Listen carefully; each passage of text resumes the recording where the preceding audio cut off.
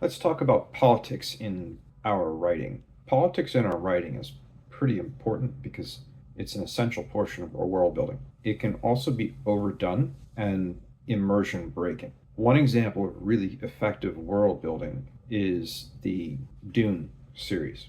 Emperor Shadam murdered his father to take over the throne. So the emperor of the known universe committed patricide with his buddy Fenring. I think the politics of the emperor murdering his father in order to take over the throne is world building politics that makes that entire series of intrigue and adds higher stakes to the process. Fenring has the political motivation to stick with the emperor. The emperor has the political motivation to stick with Fenring because they both destroy each other by testifying to the truth seer. The stakes are real.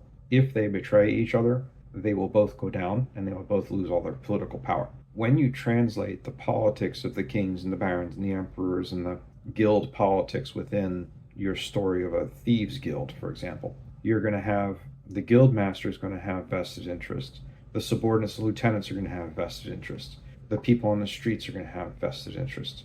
The politics in those human interactions creates the world building. You are showing, not only telling, through the actions of your characters in your fictional thieves guild, in your medieval baronies, in your galactic empire. The push and pull of politics at those high levels effectively drives the world for everybody else. If Baron Harkonnen, for example, decides to assassinate Duke Atreides, how does that affect the people under the rule of those appointed barons? Imagine that the Duke of the Atreides is murdered by Baron Harkonnen. It's going to change the balance of power in favor of Baron Harkonnen. If Baron whoever in your story has a vested interest or has a gold mine or a silver mine that enriches his land, Baron Ne'er-do-well decides to come over and take that silver mine, you've now got grounds for a civil war within the nation state, within the kingdom. That's politics that makes sense, that drives plot, that allows your characters to adventure during that war, that allows the interactions between the great houses as they contest for power. It allows your thieves guild operating underneath one of those baronies to act as scouts, to act as thieves, to capitalize on the changing trade routes through theft and acquisition through alternative means. Politics done poorly is immersion breaking. We see a lot of that in modern writing, people pushing their personal politics. It's not a new concept, though. Many years ago, I was reading a work from the 50s. The Iron Curtain had just fallen, and there was the communism scare in the 50s, 60s, and 70s. As communism was taking over the nations and Russia was building out its buffer states, the Iron Curtain fell. In this book from the 50s, there was a distinct description of a bomber pilot who woke up 4,000 years later into a galaxy bisected. One side had physically built an iron curtain between one side of the galaxy and the other. It's not too far of a leap to take politics at that point and then the absurdity of building a wall through space. Space is big. Space is really big. Acquiring that much iron is just impractical. But for the politics of the book, for the politics of the day, the analogy was a little jarring. It was too real world and physically impractical for the story.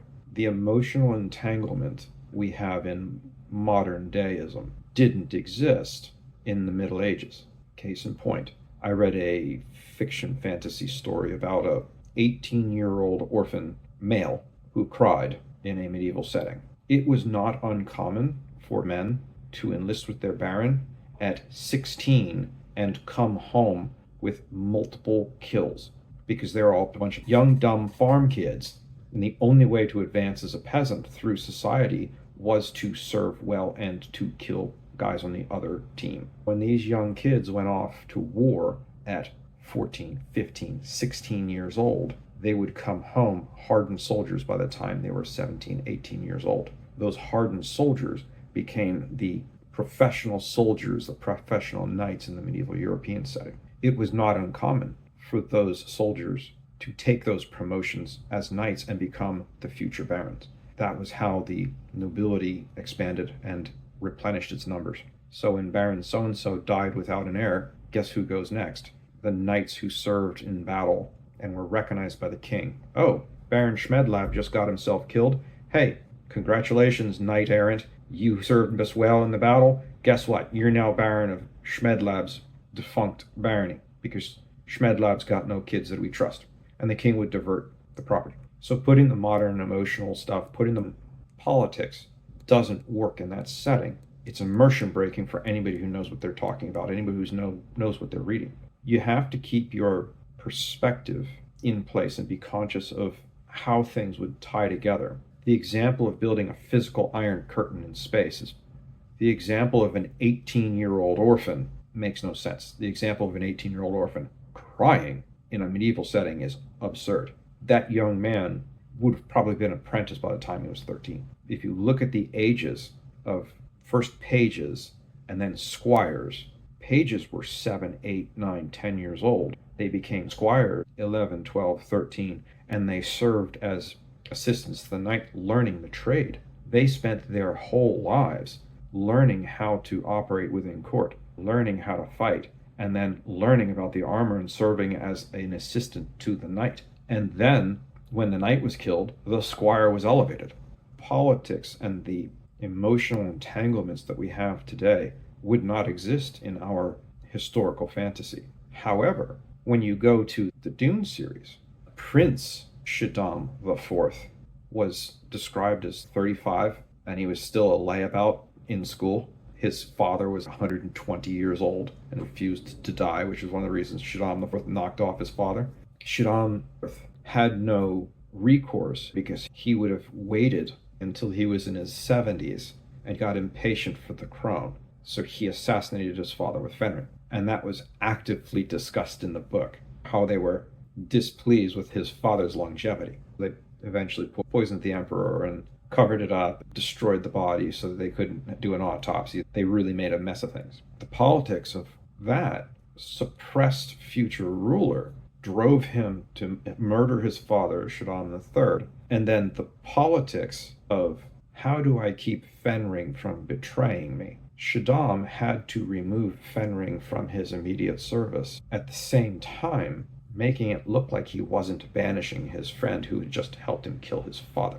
Or the politics would have spilled open, broken open, and all kinds of bad things would have happened to everybody. So Shadam ends up creating a county over Dune, Arrakis. As Fenring is exiled, he's placed into a position where he can enrich himself and receives the political payoff and the political landscape of Shadam taking a Bene Gesserit as his bride and passing another Bene Gesserit assassin into Fenring's orbit plays heavily into the interactions later. Paul Atreides is on Dune, and one of the machinations happening is that Count Fenring and the Bene Gesserit are messing with Feyd-Rautha, who is also in line to be the Kwisatz Haderach. Politics within politics is driving the narrative. You see those two assassins, Fenring and his wife. Those two are driving politics in the Harkonnen side of things, and they're pulling strings politically. That makes a lot of sense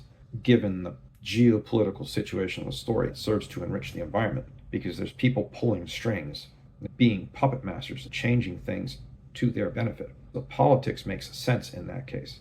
The politics of the goofy 1950s and the 18-year-old man who was having an emotional breakdown because he was feeling lonely would not have scored any points with the queen or baroness or whatever the hell it was that he was supposedly interacting with. When you want to put politics into your stories, there's a right way and there's a wrong way to do it. If you're going to put the politics in a story, it has to make sense with the storytelling. If you're doing a self-insert of your politics, as was done in the 1950s science fiction where he's a World War II bomber pilot who's being put into politics against the evil empire where they have to cross the Iron Curtain in space to have dinner with the guy, and everybody past the Iron Curtain is enslaved. The leaders have all the food, but everybody else is starving. Very political statement about the era. When you're in retrospect and you're reading it, it comes off shallow and jarring. Similarly, if you put modern deisms, like a man crying,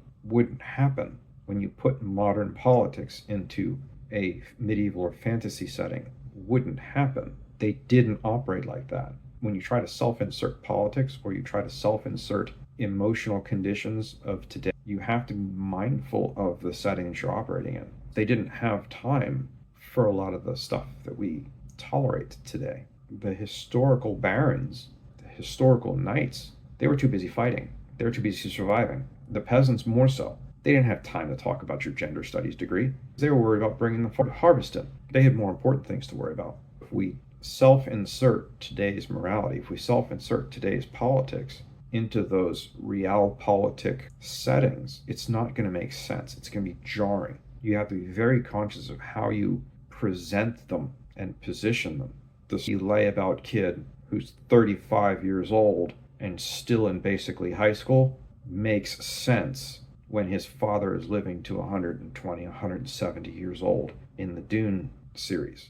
It makes less sense to have a 35-year-old man as a layabout in a setting where everybody's out being squired off and apprenticed by the time they're 10. Of Shadam IV, in his political situation, in his reality, was dumped into a historical fantasy swords and shields setting. 35-year-old man, you damn well better be running your own barony, because everybody else would have died. Your average life expectancy was not that long. Lots of people died of plague, lots of people died of starvation, lots of people died of the common cold. We have to be careful when we put our modern politics into our story. It can be done. We have to be conscious of how it ties into the greater politics of the area. You can put it in, but you need to be smart about how you do it. You don't want to be so specific and so overt with your political insert that you physically craft an iron curtain across space. It doesn't make sense.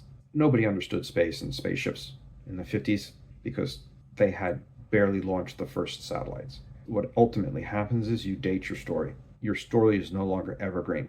Dune is evergreen because you can read about Emperor Shadam murdering his father and it makes sense for the political settings that he was in. An iron curtain across space, not so much. It's an obvious insert, Western freedom versus communist oppression. Just be careful when you're putting your political inserts in. There's a right way and there's a wrong way to do it. Writing the politics into your story is essential. We just have to do it right. Have an excellent afternoon.